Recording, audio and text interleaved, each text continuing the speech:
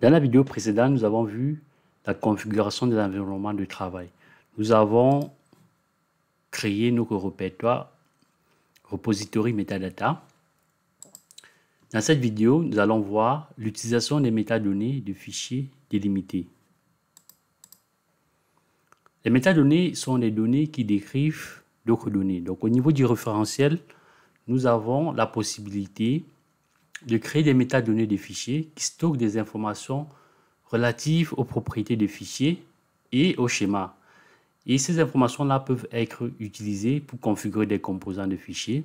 Cela permet d'éviter les erreurs liées à la définition manuelle de la configuration. On verra dans cet exercice la construction d'un job. On va utiliser le fichier fruit.txt qui contient le nom, la quantité, le prix. Voilà, donc nous allons construire un job qui va lire les données à partir d'un fichier délimité et afficher ces données dans la console. Donc nous allons apprendre à créer dans un premier temps les métadonnées pour un fichier délimité et ensuite on va lire ces données-là et les afficher dans la console. On passe tout de suite sur Talend. Alors, on va dans un premier temps, au niveau de métadonnées, on va créer notre métadonnées. On va se positionner sur fichier délimité. On va faire un clic droit et puis on va créer un fichier délimité. Alors, ce fichier-là, on va l'appeler tout simplement fruit metadata.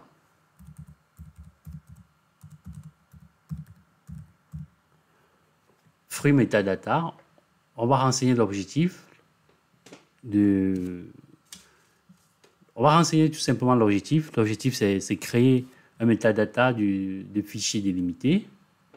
Voilà, on peut renseigner.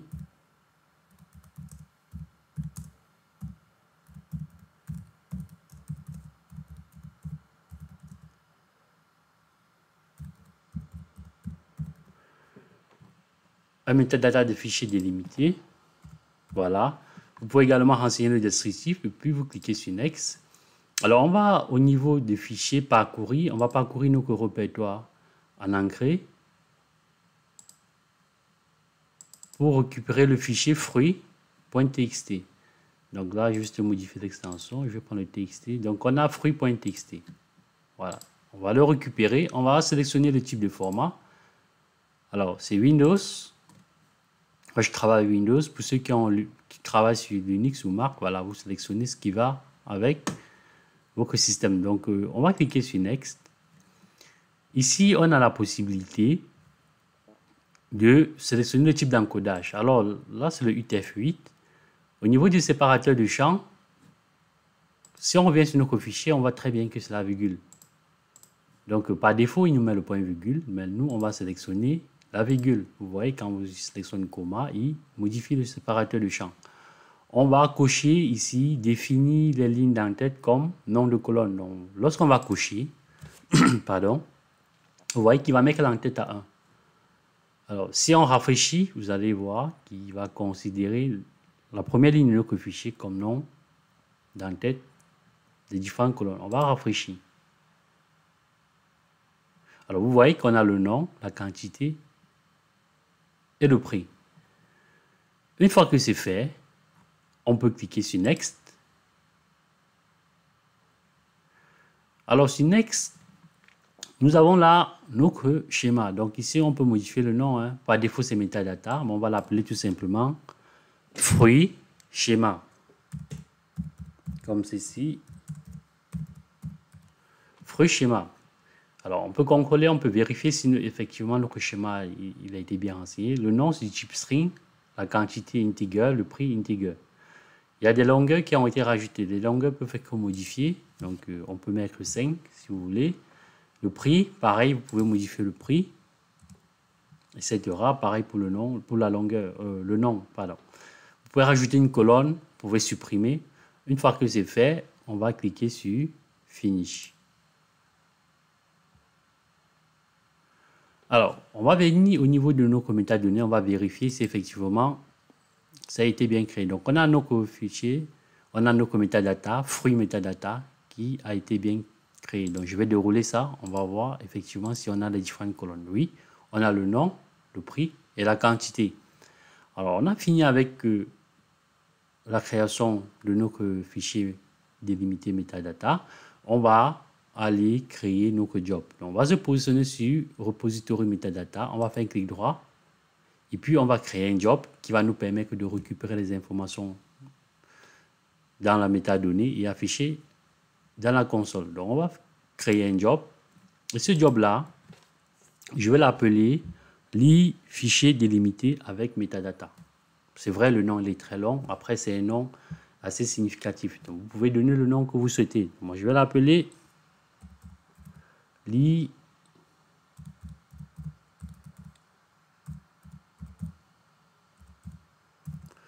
fichier délimité. Voilà, je vais faire ça.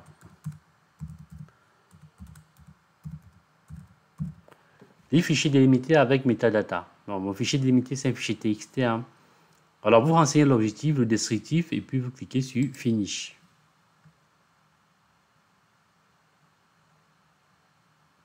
Alors, on a créé notre job. On aura besoin de deux composants, d'un tfile input delimited et d'un tLoro pour afficher dans la console. Alors, on va saisir tfile. Ça, vous savez déjà le faire. Donc, le tfile input delimited, il est là. On va sélectionner. Et on aura besoin d'un tLoro. Voilà. Donc, pour paramétrer nos composants, vu que nous avons déjà des informations au niveau de nos métadonnées, on va double-cliquer sur le composant. Au niveau du type de propriété, on va sélectionner le type référentiel. Il faut savoir que lorsque vous configurez un composant pour un job, vous le configurez en mode built-in, mais lorsque vous souhaitez utiliser des informations contenues au niveau du référentiel, vous sélectionnez tout simplement le type de propriété référentiel. Alors, on a sélectionné référentiel, on va parcourir pour sélectionner notre metadata. Donc, c'est fruit metadata. On va cliquer sur OK. Vous voyez qu'automatiquement, toutes les cases ont été remplies. On a le séparateur de champ qui est rempli, on a l'entête qui est passée à 1. Donc, plus besoin de configurer. Alors, tout ce qu'on peut faire, c'est tout simplement modifier le nom. Donc, changer le nom, on va l'appeler fruit. Fruit, tout simplement. Voilà. Ici, au niveau du tLoro, on va tout simplement sélectionner le mode tableau. On va faire un clic droit pour connecter les deux composants, comme ceci. On va faire un CTRL S. Et puis, on va exécuter notre job. Je vais lancer l'exécution du job. Vous voyez que l'exécution s'est très bien passée. On a le code 0 qui est renvoyé, ce qui signifie que le job a été très bien exécuté. Merci d'avoir regardé cette vidéo. Je vous dis à très bientôt pour la suite de cette formation.